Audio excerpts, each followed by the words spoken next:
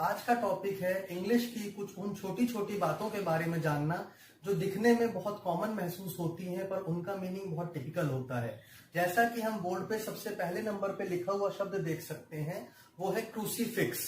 दोस्तों, जैसा कि हम सभी को पता है कि क्रॉस और क्रूसीफिक्स दो मिलते जुलते शब्द हमें महसूस होते हैं। जैसा कि आज तक आप लोगों ने कहते भी सुना होगा कि चर्च के ऊपर क्रॉस का निशान लगा है।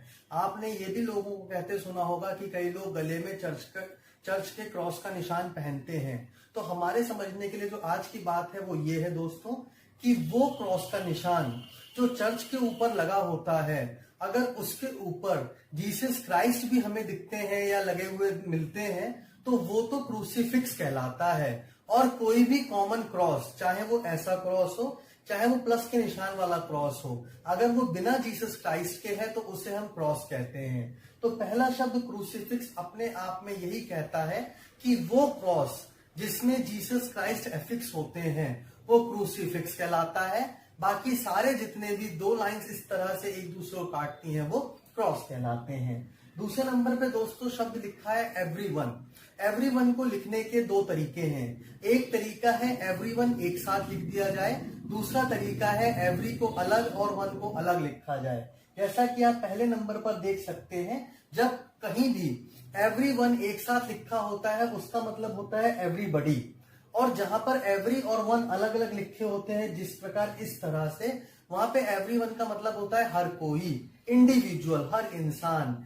एवरीबॉडी ऑफ यू या एवरी वन ऑफ यू, इसमें अंतर करने का सबसे आसान तरीका यही हो जाता है कि दोनों को साथ में लिखने का मतलब है हर कोई, और एवरीवन अलग अलग लिखने का मतलब है हर एक इंसान। तो यहाँ पर इन दोनों का मीनिंग भी हमारा कंपटीशन के लेवल पे हमारे ब्रेन में क्लियर होना चाहिए। उसके बाद हमने लोगों को अक्सर कहते सुना होगा फॉर श्योर। जैसे कि हम कभी किसी से किसी प्रकार का कोई निवेदन करते हैं और जब वो उस निवेदन को स्वीकार करता है तो वो कहता है फॉर श्योर। और दूसरा शब्द जो इसके समकक्ष है वो है खाली श्योर। तो आज हमें इन दोनों शब्दों का भी मीनिंग पता होना चाहिए। फॉर श्योर का मतलब होता है टू एग्री विद, मैं आपसे सहमत हूं, और श्योर का मतलब होता है डेफिनेट होना, I am very much sure about it. इसका मतलब मैं इसके बारे में पूरी तरह से डेफिनेट हूं, मुझे इसके बारे में हर चीज पूरी तरह से अच्छी तरह से पता है। फॉर श्योर का मतलब हो गया मैं इस चीज से जो आप मुझे कह रहे हैं उससे सहमत हूं। दोस्तों, उसके बाद दो बहुत कॉमन शब्द हमारे सामने आते हैं। पहला है फ्रॉम, दूसरा है टू। वैसे तो हम सभी लोग जानते हैं कि ये दोनों अगर अलग अलग लिखे जाएं तो ये प्रीपोजिशंस होते हैं, पर जब कभी भी आप इसे फ्रॉम और टू के कॉम्बिनेशन में लिखते हैं, जैसे फ्रॉम ए टू जेड, जैसे फ्रॉम रानीपुर मोड़ टू हरिद्वार, तो हमें दो चीजों का ध्यान रखना चाहिए दोस्तों। जैसा कि मैंने आपसे कहा कि सुनने में ये सब बहुत कॉमन लगते हैं और आजकल इंग्लिश में आप इनको जैसे भी यूज कर ले, ना कुछ गलत है ना कुछ सही है, पर फिर भी किताबों में इनके बारे में जो चीजें लिखी गई हैं, इनका जो एग्जैक्ट यूज है वो हमें पता होना चाहिए। जैसे कि फ्रॉम और टू का यूज एक्सट्रीम्स के लिए होता है। कैसे? From North Pole to South Pole, इसका मतलब ऊपर से लेकर नीचे तक। From east to west, from north to south, from A to Z, from soup to nuts. जैसा कि आपने देखा होगा, खाने की शुरुआत अक्सर सूप से की जाती है और नट्स के साथ खाने को खत्म किया जाता है। जिस तरह से अल्फाबेट्स ए से शुरू होते हैं, जेड पे खत्म होते हैं, जिस तरह से नॉर्थ पोल साउथ पोल होते हैं, जिस तरह से ईस्ट और वेस्ट होता है, यानी कि दो सिरे एक्सट्रीम होना चाहिए। इसके एक्सेप्शन के तौर पर मैं यहाँ पर आपको 4th नंबर पे लिखा हुआ एग्जाम्पल दिखा देता हूँ दोस्तों। यहाँ लिखा है she tried everything from water to pain killer. सुनने में तो ये बहुत आसान लगेगा, बहुत इजी लगेगा कि उसने हर चीज अच्छे से कोशिश करके देखी, कहां से लेकर के पानी से लेके पेन किलर तक, पर ये अपने आप में करेक्ट इंग्लिश यूसेज नहीं है, क्योंकि इंग्लिश कहती है कि ये एक्सट्रीम होना चाहिए। ना ही वाटर एक्सट्रीम पॉइंट्स पर मिलता है पेन किलर से, क्योंकि हो सकता है उसने वाटर पेन किलर के साथ कुछ और भी लिया हो। तो यहाँ पर कहने का मतलब ये है कि जब कभी भी कोई दो चीजें, जैसे हम मीटिंग कहते हैं फ्रॉम 9 AM to 4 PM, इसका मतलब मीटिंग का पहला सिरा और आखिरी सिरा, समय के दो वो बिंदु जिनमें मीटिंग को शुरू होना था और खत्म होना था। इसीलिए मैं आपको यहाँ पर ये समझाने की कोशिश कर रहा हूं दोस्तों कि फ्रॉम और टू का यूज कभी भी इस तरह से ना किया जाए कि उसके दो सिरे पहले से लेके आखिरी सिरे तक आपस में मिलते ना हो।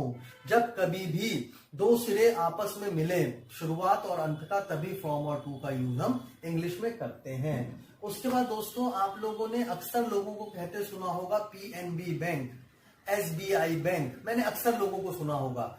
DPS स्कूल, जबकि वो ऑलरेडी दिल्ली पब्लिक स्कूल है, वो ऑलरेडी पंजाब नेशनल बैंक है, वो already state bank of India है, उसके बावजूद भी लोग अक्सर कहते मिल जाएंगे PNB बैंक। मैं बैंक गया था, कौन से बैंक? PNB bank. ये इसका यूज गलत है। तो यहाँ पर जो हमने एग्जाम्पल लिया है वो HIV वायरस का। लोग अक्सर कहते हैं वो HIV वायरस पॉजिटिव है, जबकि वो HIV पॉजिटिव है। वायरस तो ऑलरेडी वी है। HIV का मतलब ही ह्यूमन इम्यूनो डेफिशिएंसी वायरस होता है। अगर आप उसके साथ एक वायरस और लगा देते हैं तो कहीं ना कहीं वो इंग्लिश का एक गलत यूसेज होता है। अक्सर कॉम्पिटिशन्स में हमें ये सेंटेंस मिल जाते हैं और हमें ये भी महसूस होता है कि ये सेंटेंस अपने आप में पूरी तरह सही है। उसके बाद 6 नंबर पे आता है दोस्तों बहुत ही टिपिकल एक शब्द जो है लाइसेंस। लाइसेंस की स्पेलिंग में दो जगह डिफरेंस होता है, यहां पर और यहां पर। वैसे तो आपको जैसा कि पता है हमारे पास दो तरह की इंग्लिश होती है, एक अमेरिकन यूज करते हैं, एक ब्रिटेन के लोग यूज करते हैं और हम उनको अक्सर फॉलो करते हैं। तो अगर आप यूके एक्सेंट की बात करें, ब्रिटोनिक एक्सेंट की बात करें, तो उसमें जो CE वाला लाइसेंस है उसका मतलब नाउन होता है, जो SE वाला लाइसेंस होता है उसका मतलब वर्ब होता है। पर अगर आप US इंग्लिश की बात करेंगे तो उनके यहाँ CE वाली स्पेलिंग को वो ज्यादा यूज नहीं करते हैं, क्योंकि उनके यहाँ नाउन और वर्ब दोनों के लिए ये वाला लाइसेंस यूज किया जाता है। उसके बाद दोस्तों हम बात करते हैं 7 नंबर पर लिखे गए लाइटनिंग और लाइटनिंग की। दोनों में जहां फर्क है वो ये है, एक जगह लाइट के बाद ई आ रहा है और दूसरी जगह लाइट के बाद एन आ जाता है। इसका मतलब दोनों की स्पेलिंग में सिर्फ ई का फर्क है, एक में ई लगा हुआ है, एक में ई नहीं लगा हुआ है। अक्सर कॉम्पिटिशन्स में जब हमसे एरर्स के बारे में पूछा जाता है तो हमें पता ही नहीं लगता, हमें लगता है लाइटनिंग है, सही ही होगा, जबकि हमें पता होना चाहिए दोस्तों कि जो लाइटनिंग बिना ई के होता है उसका मतलब वो होता है जो आकाश में बिजली होती है। जैसा कि यहाँ लिखा भी गया है, bright flashes in the storm clouds. अक्सर तूफान के समय बादल गरजने के साथ जो बिजली चमकती है उसको विदाउट ई वाला लाइटनिंग कहा जाता है। और दूसरा लाइटनिंग जिसमें ई लिखा होता है वो वजन कम करने के लिए यूज किया जाता है, हल्के के लिए यूज किया जाता है। जैसे यहाँ पर लिखा है लाइटर, हल्का कर देना। क्या हल्का कर देना? किसी का वजन हल्का कर देना, बालों का रंग हल्का कर देना। लाइटेन, लाइटेन LIGHTEN, इसका मतलब हो जाता है हल्का कर देना, थोड़ा कम कर देना। 8 नंबर पे दोस्तों लॉइंस शेयर, अक्सर एग्जाम्स में पूछा जाता है कि he got the lion's share. इसका क्या मतलब हुआ? शेर का हिस्सा मतलब बड़ा हिस्सा, इसका मतलब सबसे बड़ा हिस्सा, जंगल के राजा का हिस्सा। इसका मतलब जब कभी भी आपसे लॉइन शेयर कहा जाए आपको समझ में आ जाना चाहिए कि ये किसी प्रॉपर्टी का, किसी खाने की चीज का, किसी पहनने की चीज का सबसे बड़ा हिस्सा है। You are going to get the lion's share of your father's property. इसका मतलब आपको अपने पिता की संपत्ति का सबसे बड़ा हिस्सा मिलने जा रहा है। दोस्तों उसके बाद है 90-40। अक्सर मैंने देखा है लोगों को स्पेलिंग्स में कंफ्यूज होते हुए, तो एक बात का ध्यान रखिएगा, 9 का ई 90 में भी होगा, 19 में भी होगा, जबकि 4 का यू 14 में तो होगा पर 40 में नहीं होगा। तो अगर इन छोटी छोटी बातों को हम थोड़ा सा ब्रेन में बैठा लेते हैं तो हमारे लिए कॉम्पिटिशन बहुत इजी हो जाते हैं। तो यह है हमारे वीडियो का दूसरा भाग। इसकी शुरुआत में 2 शब्द लिखे हुए हैं, पहला वेनेमस और पॉइजनस। जैसा कि आप सभी को पता है अक्सर हम जहर को विष, पॉइजन या वेनम कहते हैं, पर जब हम किसी जानवर को या किसी और चीज को वेनमस या पॉइजनस कहते हैं तो उनके अपने आप में बहुत भेद होते हैं। जैसा कि पहले नंबर पर यहाँ लिखा गया वेनमस, इसका मतलब वो जानवर जो पॉइजन दूसरे की बॉडी में इंजेक्ट करता है। जैसे कि आप लोगों ने देखा होगा अक्सर डिस्कवरी में कि अक्सर डिस्कवरी चैनल में आप लोग देखते होंगे कि एक वो सांप जो किसी इंसान को काटते ही अपना जहर उसकी बॉडी में इंजेक्ट कर देता है, जिस जहर के इंसान की बॉडी के अंदर जाने के बाद उस इंसान की मृत्यु हो सकती है, पर वही इंसान अगर सांप को पकड़ ले, जैसा कि आपने अक्सर बेयर ग्रिल्स को देखा होगा, वो उसके पॉइजन ग्लैंड्स को या पॉइजन बैग्स को उसकी बॉडी से रिमूव कर देता है और उस सांप को बड़े ही इजीली खा जाता है। इसका मतलब हमारे पास दो कैटेगरी हो गई किसी ऑर्गेनिज्म की, अगर वो पॉइजनस है तो। अगर वो खुद जहरीला है, उसकी पूरी बॉडी में जहर है, जैसे हमने कई ऐसे ऑर्गेनिज्म भी देखे हैं कि अगर आप उनकी बॉडी में कहीं भी कट करेंगे या मुंह से या दांत से काटेंगे तो उनकी बॉडी में हर जगह जहर है, उनको काटते ही आपकी मृत्यु हो सकती है। दूसरे नंबर पर वो जानवर आते हैं जिनकी बॉडी में जहर बैग्स के तौर पर मौजूद रहता है, और जब वो जहर आपकी बॉडी में इंजेक्ट होता है तब आपकी मृत्यु हो सकती है। तो इस तरह से वो जानवर जो पूरा का पूरा जहर से भरा हुआ है वो तो पॉइजनस कहलाता है, पर वो जानवर जिसकी बॉडी में सिर्फ कुछ जगह पर जहर मौजूद है और जो स्पेशली इंजेक्ट करके उस जहर को दूसरे की बॉडी में पहुंचा देता है, उसे वेनेमस कहते हैं। उसके बाद हम बात करते हैं एडी शब्द की। जैसा कि आप सभी को पता है, हमारे पास डेट्स को, ईयर्स को बताने के दो तरीके होते हैं, एक बीसी, एक एडी। जैसा कि आप लोगों ने अक्सर लोगों को कहते सुना होगा, BC means before Christ, AD means after death. तो आपको आज ये पता होना चाहिए दोस्तों कि उस एडी का मतलब आफ्टर डेथ ना होकर के एनो डोमिनी होता है। एनो डोमिनी का मतलब होता है in the year of the Lord या the year Jesus was born, यानी कि साल का वो हिस्सा जब जीसस क्राइस्ट का जन्म हुआ था या वो साल जब जीसस क्राइस्ट ने जन्म लिया था। तो एडी को आफ्टर डेथ ना कह करके हम लोग एनो डोमिनी बोले। उसके बाद जो बहुत कॉमन, बहुत अच्छे शब्द आ गए, इन यिन और यांग। ये दोस्तों एक चाइनीज व्यू है, ये एक चाइनीज कॉन्सेप्ट है, जिस तरह से हम लोग male female, man women, boy girl कहते हैं, उसी तरह से वो यिन और यांग कहते हैं। इस यिन और यांग में प्रकृति के हर वो चीज मौजूद है जो पेयर में मिलती है, मैस्कुलिन और फेमिनिन जेंडर में मिलती है। जैसे पहाड़ों से नदियां निकलती हैं, इसमें पहाड़ जो होते हैं वो मैस्कुलिन होते हैं और जो नदियां होती हैं वो फेमिनिन होती हैं। तो उसी तरह से अगर हम माउंटेन रिवर कहते हैं तो इनमें से जो रिवर है वो आपको पता है फेमिनिन है, जो माउंटेन है वो आपका मैस्कुलिन है।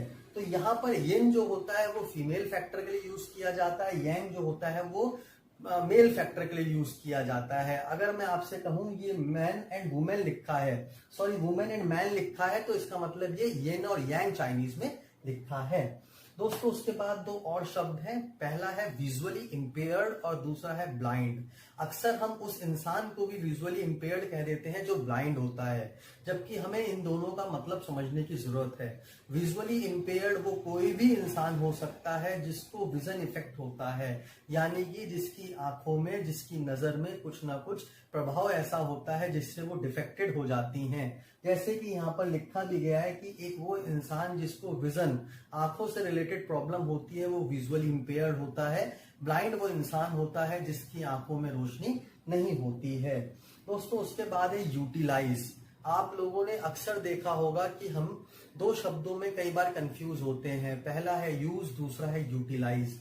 मैंने अक्सर लोगों को इनके यूसेज में गलती करते देखा है। दोस्तों यूज का मतलब आम भाषा में इस्तेमाल होता है, I am using my time for doing something good nowadays. इसका मतलब मैं आजकल अपने समय का उपयोग कुछ अच्छा करने के लिए कर रहा हूं।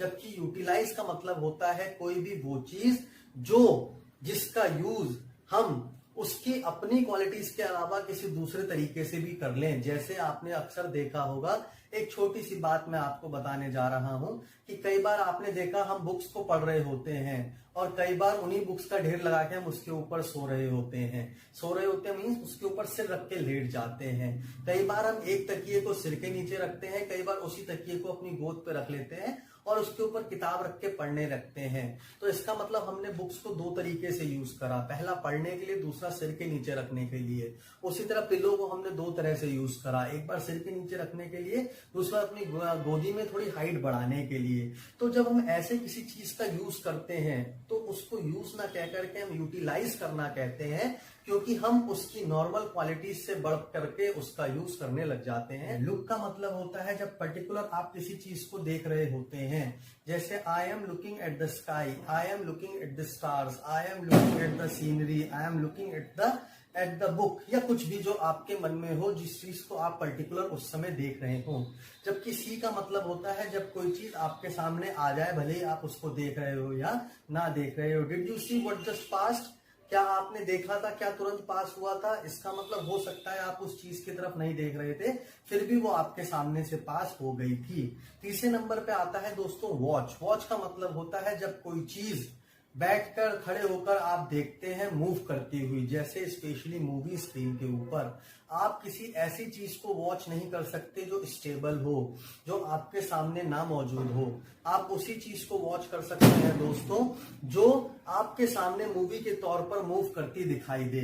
तो इन तीनों का फर्क आपको समझ में आना चाहिए, क्योंकि ये अपने आप में बहुत गहरा मीनिंग रखते हैं दोस्तों। उसके बाद है रिप्लाई बैक और रिटर्न बैक। मैंने अक्सर लोगों को सुना है, did you reply back to him, क्या आपने उसको रिप्लाई किया था। दोस्तों यहाँ पर बैक शब्द को लगाने की जरूरत नहीं है, क्योंकि रिप्लाई अपने आप में ही आंसर का रिप्लाई होता है। उसी तरह कई बार मैंने लोगों को रिटर्न बैक कहते सुना है। दोस्तों come back is equal to return. आप इन शब्दों के साथ अगर बैक नहीं लगाएंगे तो इनका यूज ज्यादा क्लियर होगा, ज्यादा सही होगा। दोस्तों उसके बाद आजकल एक शब्द बड़ा तेजी से बढ़ रहा है, स्काईफाई, या साईफाई भी लोग इसको बोलते हैं। इसका मतलब होता है science fiction. SCI mean science, FI mean fiction. वो कहानियां जिनमें साइंस को जोड़ दिया जाता है फिक्शन के साथ, वो स्काईफाई कहलाती हैं। आजकल ऐसी मूवीज, ऐसे नॉवेल्स, ऐसी स्टोरी बुक्स बहुत जोरों पर हैं दोस्तों। उसके बाद हम बात करते हैं अपने आखिरी शब्द सिस्टर इन लॉस की। दोस्तों वैसे तो अक्सर हम लोग छोटी छोटी गलतियां करते हैं, पर ये वो गलतियां हैं जो किसी भी कंपटीशन में हमसे नहीं होनी चाहिए।